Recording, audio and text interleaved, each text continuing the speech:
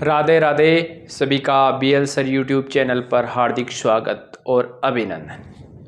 अपना जो rate mains मुख्य परीक्षा का जो बैच चल रहा था उसमें अपन ने शैक्षिक परिदृश्य शुरू कर रखा था। साथियों, शैक्षिक परिदृश्य की अपनी लगभग 7-8 क्लासें हो चुकी है। उसकी जो प्लेलिस्ट बनी हुई है वहाँ आप जाकर अच्छे से देख सकते हो। पहले अपन ने शैक्षिक परिदृश्य शुरू कर रखा था, उसकी आज अपनी लास्ट क्लासेज है जिसमें अपना एक शानदार टॉपिक रहने वाला, बहुत ही आसान, आप सभी जानते हो शैक्षिक परिदृश्य में ये अपना जो टॉपिक है, ये टॉपिक है निजी विद्यालयों में निःशुल्क प्रवेश। यानी मान्यता प्राप्त जो निजी विद्यालय हैं उनके अंदर निःशुल्क जो प्रवेश लिया जाता है उसकी प्रक्रिया के बारे में अपना अध्ययन करेंगे। ठीक है, ये अपना लास्ट चैप्टर रहने वाला है जी। उसके बाद में अपना शिक्षा मनोविज्ञान शुरू करेंगे। टॉपिक है अपना राजस्थान के मान्यता प्राप्त निजी विद्यालयों में निःशुल्क प्रवेश। लेकिन साथियों, मैं आपको बता देता हूं, आप लोग वीडियो को थोड़ा शेयर करें अपने साथियों तक ताकि उन्हें भी ये शानदार कंटेंट अवेलेबल हो जाए। वीडियो को लाइक कर दिया करें, अभी कर दो, जस्ट जो देख रहे हैं अभी लाइक कर लो। और पहली बार जो वीडियोस देखते हैं वो चैनल को सब्सक्राइब भी ज़रूर कर ले, क्योंकि इस चैनल पे आपको शानदार कंटेंट अवेलेबल करवाया जाता है। जैसा आपको पेड कोर्स में भी ऐसे शानदार तरीके से नहीं पढ़ाया हुआ, उस तरीके से मैं पढ़ा देता हूँ। वहाँ पर भी ऐसे नहीं पता रहता कि क्या पूछेगा। यहाँ मैंने वो कंटेंट दिया आपको जो एग्ज़ाम में सीधा सीधा छपता है। अपना आज का चैप्टर है 7वां चैप्टर है, लास्ट चैप्टर है, राजस्थान के मान्यता प्राप्त निजी विद्यालयों में निःशुल्क प्रवेश। इसके लिए जो प्रक्रिया अपनाई जाती है वो आरटी एक्ट 2009 है, जिसके बारे में अपन ने डिटेल से चर्चा कर ली है। कि धारा 12 के अनुसार, धारा 12 में क्या कह रहा है कि निजी विद्यालयों में 25% निःशुल्क प्रवेश। गैर सरकारी विद्यालयों को अपनी एंट्री लेवल कक्षा की 25% सीटों पर दुर्बल वर्ग और असुविधाग्रस्त बालक बालिकाओं को प्रवेश देकर कक्षा 8 तक निःशुल्क शिक्षा उपलब्ध करवानी होगी।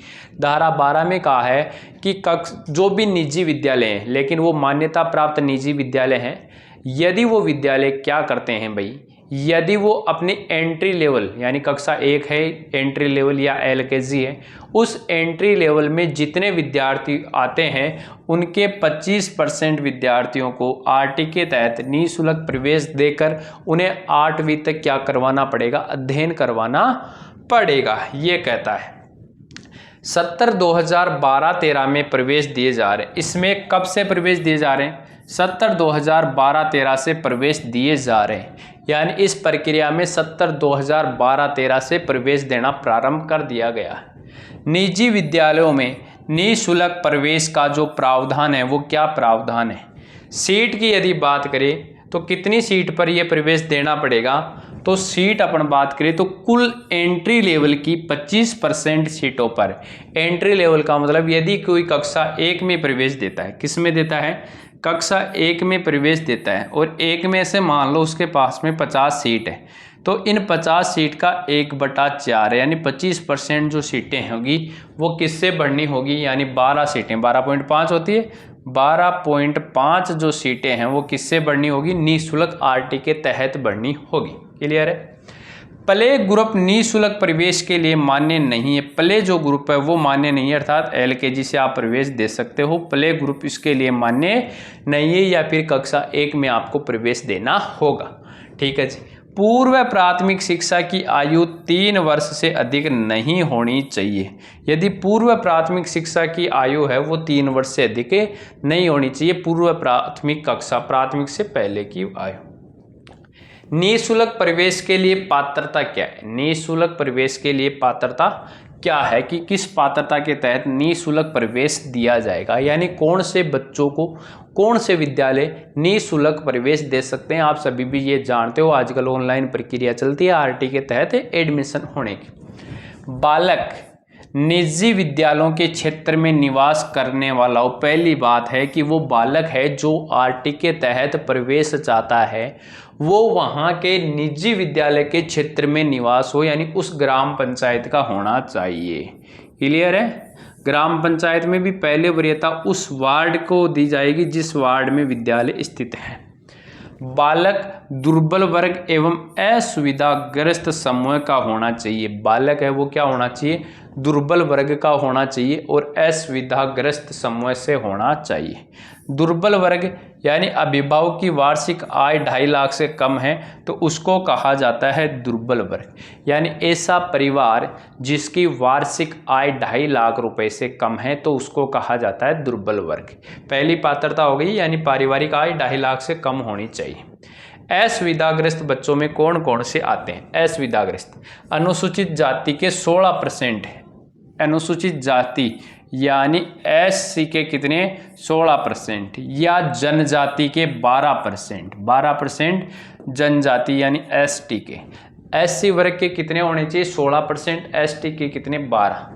एक अनाथ बालक होना चाहिए, युद्ध विधवा के बालक होने चाहिए, युद्ध में विधवा हुई है उसके बालक, एचआईवी अथवा कैंसर से प्रभावित माता पिता के बालक होने चाहिए, कोई निःशक्त बालक है वो होना चाहिए, बीपीएल सूची में रजिस्टर्ड अभिभावक के बालक होने चाहिए, बीपीएल परिवार, ओबीसी एमबीसी वर्ग जिनकी आय 2.5 लाख से कम है वो असुविधाग्रस्त में आएंगे। विशेष यदि बात करें तो अपन अनुसूचित जनजाति के लिए आरक्षित सीटों के आवेदन समुचित मात्रा में न हो तो उन्हें जनजाति वर्ग से भरा जा सकेगा।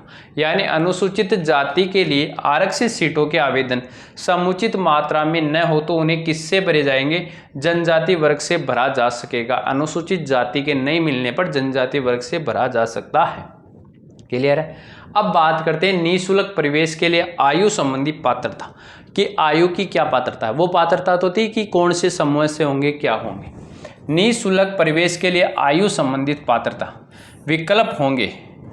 पात्रता के क्या होंगे? 2 विकल्प होंगे।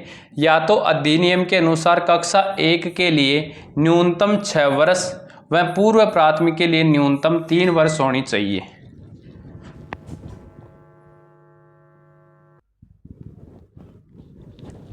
थोड़ा सा टेक्निकल प्रॉब्लम आने की वजह से थोड़ा सा ऐसा हुआ है।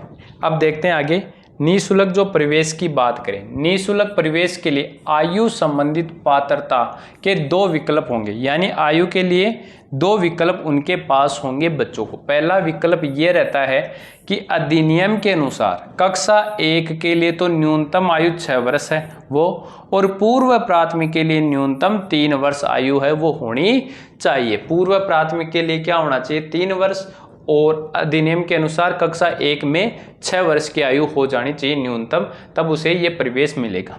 दूसरा विकल्प ये है कि विद्यालय संबंधित बोर्ड, विद्यालय से संबंधित जो बोर्ड है द्वारा निर्धारित, परंतु 3 से कम नहीं होनी चाहिए और 7 से अधिक नहीं होनी चाहिए। यानी विद्यालय से संबंधित कोई बोर्ड बना हुआ है, वो बोर्ड निर्धारित कर देता है कि 3 ये आयु रहेगी, लेकिन वो 3 से कम नहीं होनी चाहिए, 7 साल से अधिक नहीं होनी चाहिए। एंट्री कक्षा में निर्धारित आयु सीमा में 2 वर्ष से अधिक का अंतराल भी नहीं होना चाहिए। ये क्या है? देखो ऐसे मान लो कि एंट्री लेवल पे यदि वो ऐसे रखते हैं कि मैं 4 साल का बच्चे को लेंगे तो मिनिमम 4 साल का हो जाएगा और मैक्सिमम कितना हो जाएगा 6 साल। यानी इनमें गैप 2 वर्ष से ज़्यादा का गैप नहीं होना चाहिए। विद्यालय में प्रवेश की गतिविधियां कैसे? निदेशालय या निजी विद्यालय द्वारा पहले विज्ञापन आता है, उसके बाद में संबंधित विद्यालय द्वारा प्रोफाइल को अपडेट किया जाता है। पहले निदेशालय निकालेगा विज्ञापन, फिर संबंधित विद्यालय क्या करेगा? प्रोफाइल को अपडेट करेगा। उसके बाद में अभिभावकों द्वारा ऑनलाइन आवेदन करने पड़ेंगे। 5 विद्यालयों का विकल्प भर सकते हैं। ये पूछा जा सकता है कि कितने विद्यालयों का विकल्प भरा जा सकता है, तो 5 विद्यालयों का विकल्प भरा जा सकता है। राज्य स्तर पर एनआईसी द्वारा ऑनलाइन लॉटरी निकाली जाती है। राज्य स्तर पर क्या निकलती है? एनआईसी द्वारा ऑनलाइन लॉटरी। अभिभावकों द्वारा ऑनलाइन फिर रिपोर्टिंग की जाती है। चयनित विद्यालय द्वारा आवेदन पत्रों की जांच की जाती है, चयनित विद्यालय। उसके बाद में अभिभावकों द्वारा दस्तावेजों में कोई संशोधन करना है तो वो कर सकते हैं। अभिभावकों द्वारा दस्तावेजों में कोई संशोधन करना है तो वह संशोधन कौन कर सकते हैं? अभिभावक कर सकते हैं। विद्यालय द्वारा रिक्वेस्ट किए जाने या फिर अभिभावक द्वारा संशोधन किए जाने पर सीबीईओ द्वारा जांच की जाती है। किसके द्वारा जांच की जाती है? सीबीईओ द्वारा। ये इंपॉर्टेंट है, पूछा जा सकता है। मुख्य ब्लॉक शिक्षा अधिकारी के द्वारा। राज्य स्तर पर एनआईसी द्वारा शेष आवेदन ऑटो वेरीफाई करना की प्रक्रिया हो जाती है 9 नंबर पे। फिर है विशेष दस्तावेजों में त्रुटि पाए जाने पर अभिभावकों द्वारा 7 दिवस में संशोधित दस्तावेज अपलोड नहीं करने पर सीबीओ द्वारा आवेदन को सत्यापित या रिजेक्ट किया जा सकता है। यानी 7 दिन के अंदर संशोधित यदि कोई अभिभावक क्या नहीं करता है, अपडेट नहीं करता है, तो सीबीओ उसको क्या कर सकता है, सत्यापित भी कर सकता है या फिर रिजेक्ट कर सकता है। लेकिन स्कूल स्तर पर किसी को भी क्या नहीं किया जा सकता, रिजेक्ट नहीं किया जा सकता। नोट, विद्यालय स्तर पर किसी भी आवेदन को रिजेक्ट नहीं किया जा सकता। आवेदन को रिजेक्ट कौन कर सकता है, सीबीओ कर सकता है। निजी विद्यालयों में निःशुल्क सीट्स पर प्रवेश सत्यापन व पुनर्भरण के कार्य की मॉनिटरिंग जिला शिक्षा अधिकारियों के द्वारा की जाएगी। यानी मॉनिटरिंग की जाएगी, वो किसके द्वारा की जाएगी, जिला शिक्षा अधिकारी के द्वारा की जाएगी। वेरी गुड, बहुत अच्छा। अब है चयन लॉटरी की प्रक्रिया, किसको कैसे चयन किया जाएगा। चयन लॉटरी की प्रक्रिया कैसे होगी, प्राथमिकता रहेगी अनाथ और दिव्यांग बच्चों को प्राथमिकता देगी। फिर एनआईसी द्वारा रैंडम विधि से करवाया जाएगा। फिर 75% सीटों पर रोस्टर द्वारा करवाया जाएगा। रोस्टर का मतलब इस वर्ग के आने चाहिए, इस वर्ग के आने चाहिए, इस वर्ग के आने चाहिए। आप लोगों का चयन होगा ना, तो आपको भी रोस्टर विधि लगाई जाएगी। विद्यालय कैचमेंट एरिया यानी वार्ड का, गांव का, पंचायत का ध्यान रखा जाएगा कि वो पहले इस वार्ड में आता है तो उस वार्ड की विद्यालय मिलेगी। फिर वार्ड के बाद में उसके ग्राम का ध्यान, फिर पंचायत का ध्यान रखा जाता है। PP5 में, PP3 से शुरू हो जाती है, PP3 से। PP5 में अध्ययनरत विद्यार्थियों को कक्षा 1 में क्रमोन्नत होने के पश्चात RT के नियमानुसार शेष सीटों पर प्रवेश दिया जाता है। यानी PP5 से प्ले ग्रुप जो 5 है वहाँ से, ठीक है, वहाँ से PP3 से स्टार्ट हो जाती, PP3 फिर PP4 फिर PP5 पढ़ने के बाद में यदि पहली कक्षा में प्रवेश करता है बच्चा, तो यहाँ क्रमोन्नत होने के बाद में इसमें पहली क्लास में भी RT का प्रावधान है कि नए विद्यार्थी यदि और बाहर से आते हैं तो आप RT के तहत भी प्रवेश दे सकते हो शेष सीटों पर। फीस के पुनर्भरण की प्रक्रिया, फीस कैसे दी जाएगी, विद्यालय को फीस तो मिलेगी भाई, निजी विद्यालय है तो उनके खर्चे के लिए फीस तो कौन करेगा, अधिनियम की धारा 12(2), अधिनियम की धारा कौन सी 12(2) एवं राजस्थान के नियम, राजस्थान में नियम कौन से 11 के अनुसार राज्य सरकार पुनर्भरण करेगी। कुल मिला के कौन करेगी, राज्य सरकार करेगी। बजट का आवंटन कौन करेगा, निदेशालय करेगा। निदेशालय कहाँ पर है, बीकानेर में। और प्रतिपूर्ति वर्ष में 2 बार सीधे किसको दी जाएगी, विद्यालय को 2 बार होगा। फीस कितनी बार आएगी, विद्यालय के पास में 2 बार आएगी। कौन देगा, राज्य सरकार। बजट का आवंटन कौन करेगा, निदेशालय करेगा। पुनर्भरण उन्हीं छात्रों का होगा जो सत्र पर्यंत अध्ययनरत रहते हैं। पुनर्भरण उसी का रहेगा जो पूरे सत्र क्या करते हैं, अध्ययन करते हैं। 31 अगस्त तक ड्रॉप आउट होने पर प्रथम किस्त का ही पुनर्भरण किया जाएगा। 31 अगस्त तक क्या हो जाता है, बच्चा ड्रॉप आउट हो जाता है, यानी बच्चा विद्यालय को छोड़ देता है तो केवल प्रथम किस्त का ही पुनर्भरण होगा। निःशुल्क प्रवेश वाले बालकों को पाठ्य पुस्तक भी निःशुल्क दी जाएगी। निःशुल्क जो प्रवेश करते हैं उन्हें पाठ्य पुस्तक भी निःशुल्क दी जाएगी। विशेष यदि चर्चा करें अपन, तो यदि विद्यालय पूर्णतः बाहरी अनुदान से संचालित है, पूर्णतः बाहरी अनुदान से संचालित है तो 25% सीटों पर RT से प्रवेश तो होगा, लेकिन राज्य सरकार पुनर्भरण नहीं देगी। यदि वो कोई बाहरी अनुदान से विद्यालय चल रहा है तो 25% सीटों पर क्या होगा भाई, प्रवेश तो होगा, लेकिन क्या नहीं होगा, राज्य सरकार उसे पुनर्भरण नहीं देगी। यदि विद्यालय अल्पसंख्यक की श्रेणी में है तो वह RT के दायरे से बाहर होगा। यदि विद्यालय क्या है, अल्पसंख्यक श्रेणी से बाहर आता है तो RT के दायरे से बाहर रखा जाएगा। माध्यम परिवर्तन किए जाने पर बालक पुनर्भरण योग्य माने जाएंगे। यदि माध्यम परिवर्तित कर देता है विद्यालय तो बालक है वो पुनर्भरण के योग्य माने जाएंगे। ये थी अपनी RT के तहत विद्यालयों में निःशुल्क प्रवेश। क्लियर है। RT मेंस के शॉर्ट नोट शैक्षिक परिदृश्य के आप लेना चाहते हो तो आप 59 रुपये पे करके इन नंबरों पे संपर्क कर लो। 82 कौन से नंबर है अपने 823936 दिखाई दे रहे होंगे। वैसे एक बार मैं और लिख देता हूँ 8239368592। इन नंबरों पे आप संपर्क कर सकते हैं। 59 रुपये पे करने के बाद में ये नोट्स आपके पास में सीधे सीधे शानदार नोट्स हो जाएंगे, जिन्हें आप 3-4 बार रिवीजन करके अच्छे से याद कर सकते हो। यहाँ से मैं थोड़ा सा एक टॉपिक अपन ने बीच में शायद छोड़ दिया था NEP वाला, वो भी यहाँ करवा देता हूँ। उतना बड़ा है नहीं NEP, लेकिन फिर भी अपन देख लेते हैं NEP वाला। नेशनल एजुकेशन पॉलिसी क्या कहती है? NEP national education policy.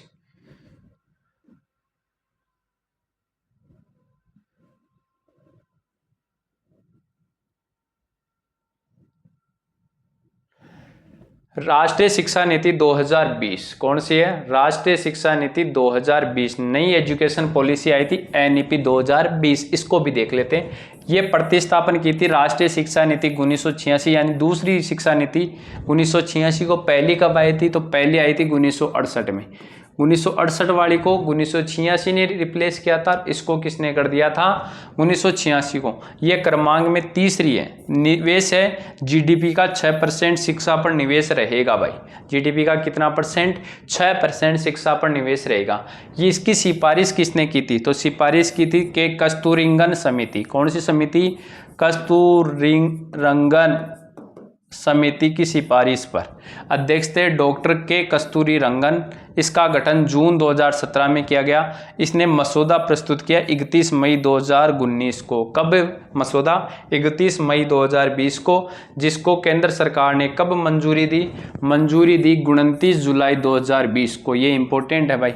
29 जुलाई 2020 को इसको मंजूरी मिल गई। इसके कितने भाग रखे गए? 4 भाग रखे गए। NEP के 4 भाग, एक स्कूल शिक्षा, फिर उच्चतर शिक्षा, फिर केंद्रीय विचारणीय मुद्दे, क्रियान्वयन की रणनीति। और इसमें कितने अध्याय? अध्याय 27। कितने अध्याय? 27 अध्याय। और लागू करने वाला प्रथम राज्य कर्नाटक बना। नई शिक्षा नीति को लागू करने वाला पहला राज्य कौन सा था? कर्नाटक था। इसने क्या क्या सिफारिशें की? इंपॉर्टेंट है। MHRD का नाम परिवर्तन करके शिक्षा मंत्रालय कर दिया गया। NEP 2020 के उद्देश्य से शिक्षा की पहुंच, समानता व गुणवत्तापूर्ण शिक्षा सभी को मिलनी चाहिए। इसके बाद में भाग को वैश्विक ज्ञान महाशक्ति, भारत को वैश्विक ज्ञान महाशक्ति बनाना। शिक्षण व्यवस्था के 4 भाग है, विद्यालय, उच्च, प्रौद्योगिक और व्यावसायिक, जो पीछे चर्चा कर ली। वर्ष 2030 तक स्कूली शिक्षा में 100% नामांकन अनुपात प्राप्त करना। ये इंपॉर्टेंट बात है कि किस वर्ष तक 100% नामांकन अनुपात प्राप्त करना है NEP 2020 के तहत? तो 2030 तक। आगे चलें। 2025 तक कक्षा 3, 2025 तक कक्षा 3 तक मूलभूत साक्षरता ज्ञान प्राप्त कर लेना। 2025 तक। वर्ष 2015 में अपनाए गए सतत विकास एजेंडा 2030 के लक्ष्य SDG 4 है। SDG 4 के तहत 2030 तक समावेशी एवं गुणवत्तापूर्ण शिक्षा सुनिश्चित करना एवं जीवन पर्यंत शिक्षा प्राप्त करना। SDG 4 कब अपनाया गया था? वर्ष 2015 में। उसके बाद में स्कूली स्तर, स्कूली शिक्षा को 5+3, ये इंपॉर्टेंट बात है। स्कूली शिक्षा को 5+3+3+4 प्रणाली पाठ्यक्रम यानी 4 स्तरों में विभाजित किया। 5+3+3+4। पहला फॉर्मेट 5, उसके बाद में 3, फिर 3, फिर 4। 5 वाले को कहा फाउंडेशन स्टेज, फिर प्राथमिक शिक्षा, फिर मध्य स्तर, फिर अंतिम स्तर। तो 4 स्तर हो गए, फाउंडेशन स्टेज, प्राथमिक शिक्षा, मध्य स्तर, अंतिम स्तर। इसमें आयु रहती है 3 से 6 वर्ष, फिर 6 से 8 वर्ष, फिर 8 से 11 वर्ष, फिर 11 से 14 वर्ष और 14 से 18 वर्ष। क्लियर है? यानी जितने के लिए कहा गया है 5 साल, 5 साल को 2 भागों में डिवाइड कर लिया। एक फाउंडेशन स्टेज जिसमें नंदगढ़ चलेंगे, फिर नर्सरी वाली 1 और 2। क्लियर है? उसके बाद में 8 साल का बच्चा हो जाएगा तो तीसरी से 5वीं कक्षा, ये 3 स्टेज।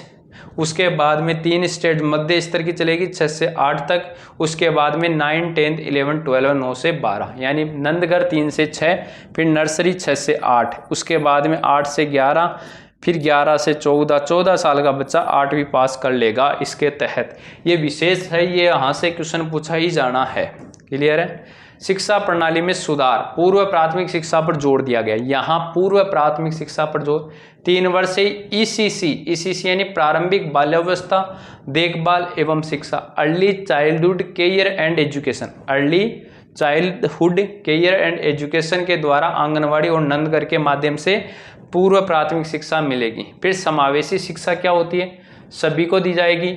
समावेशी शिक्षा अवसर के सभी, यानी सभी बच्चों को शिक्षा का समान अवसर मिल सके, इसके लिए सेज स्पेशल एजुकेशन जोन की स्थापना की जाएगी। सेज की स्थापना, विशेष राष्ट्रीय कोष का गठन किया जाएगा जिसके द्वारा छात्रवृत्ति संसाधन और सुविधा के लिए दिव्यांगों के लिए 8 क्षेत्रीय भाषाओं में पाठ्यक्रम को विकसित करने का प्रावधान किया गया।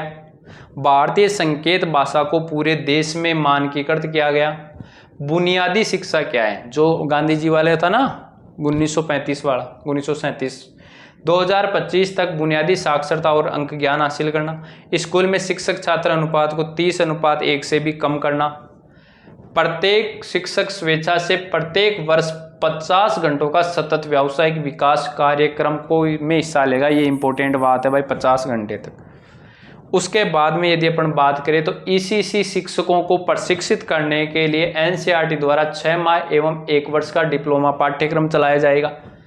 बहुभाषिकता, कक्षा 5 तक की पढ़ाई मातृभाषा में होनी चाहिए या स्थानीय भाषा में करवाई जाएगी। अंग्रेजी की अनिवार्यता को समाप्त कर दिया गया। कौन सी अनिवार्यता, अंग्रेजी की अनिवार्यता समाप्त, यानी मातृभाषा में बच्चों को पढ़ाया जाएगा। भाषा चुनाव का विकल्प रहेगा, कौन सी भाषा चुननी है। कक्षा 6 से वोकेशनल कोर्स शुरू हो जाएंगे, ये इंपॉर्टेंट बात है। कौन सी कक्षा से वोकेशनल कोर्स शुरू हो जाते हैं, 6 से। राष्ट्रीय शैक्षिक टेक्नोलॉजी फोरम NETF का निर्माण करवाया जाएगा। कक्षा 9 से विदेशी भाषा सीखने का विकल्प भी रहेगा और राष्ट्रीय आकलन केंद्र प्रक की स्थापना की गई। राष्ट्रीय आकलन केंद्र प्रक की क्या की गई, स्थापना की गई। ये बात थी किसकी थी भाई, आपकी ये बात आपकी कंप्लीट अपन ने चर्चा कर ली किसकी, NEP 2020 की। इतनी बातें, ये जो क्लासेज हैं ये मैं बता देता हूँ, ये आज अपना शैक्षिक परिदृश्य कंप्लीट हो गया है। ये कुछ छोटी छोटी क्लासेस थी, फिर भी अपन ने शैक्षिक जो परिदृश्य वाला पार्ट है वो परिदृश्य अपना कंप्लीट कर लिया है। इससे बाहर आपको पढ़ने की आवश्यकता नहीं पड़ेगी। इतना आप कर लोगे तो आपकी समझ शानदार डेवलप हो जाएगी और यहीं से क्वेश्चन पुटअप हो जाएंगे। ठीक है, तो वीडियो अच्छा लगा है तो वीडियो को एक बार शेयर जरूर कर दे, वीडियो को लाइक भी कर दे, एक अच्छा सा कमेंट कर दे। नए उस चैनल पे तो चैनल को सब्सक्राइब कर लो। मिलते हैं किसी नेक्स्ट वीडियो में, तब तक के लिए ऑल द बेस्ट। धन्यवाद। राम राम सा।